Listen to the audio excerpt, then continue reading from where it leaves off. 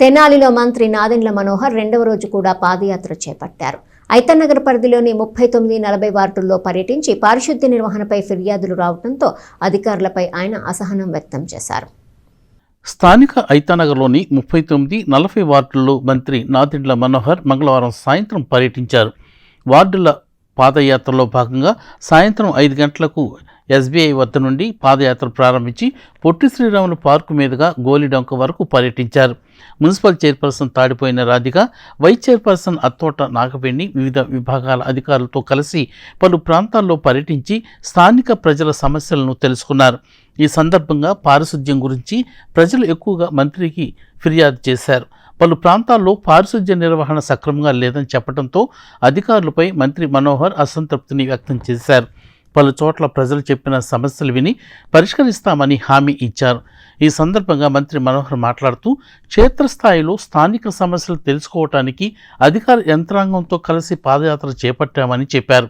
ప్రజలు ఎక్కువగా పారిశుద్ధ్యం, రక్షిత మంచినీటి సమస్యలపై ఫిర్యాదు చేస్తున్నారని, దీనిపై ప్రత్యేక దృష్టి సారించి ఇబ్బంది లేకుండా చూస్తామని తెలిపారు.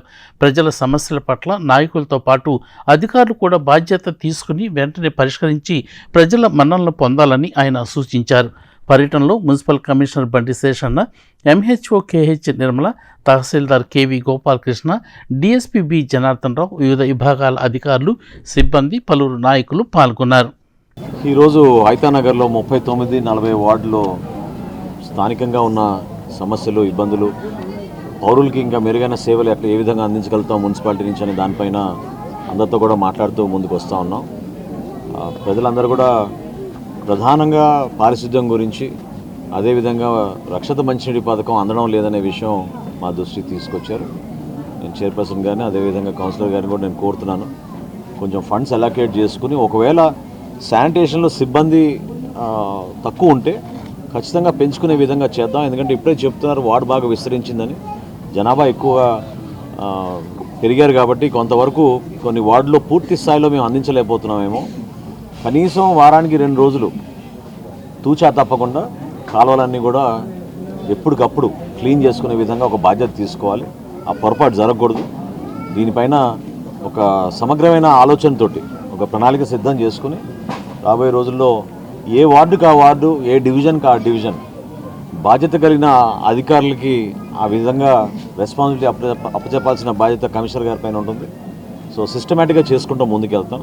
క్షేత్రస్థాయిలో పర్యటిస్తున్నప్పుడే మాకు ఎటువంటి సమస్యలు మా దృష్టికి వస్తున్నాయి.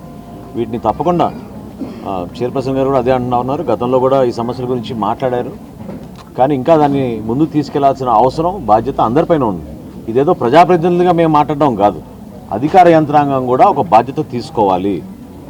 వాళ్ళు కూడా దీన్ని ఒక డ్యూటీగా తీసుకుని ప్రజలకి జవాబుదారం పెంచే విధంగా, ప్రజలు ఏం కోరుకుంటున్నారో ఆ విధంగా పనిచేయాలి. దానికోసం మన అధికార యంత్రాంగం కానివ్వండి, ప్రభుత్వం కానివ్వండి.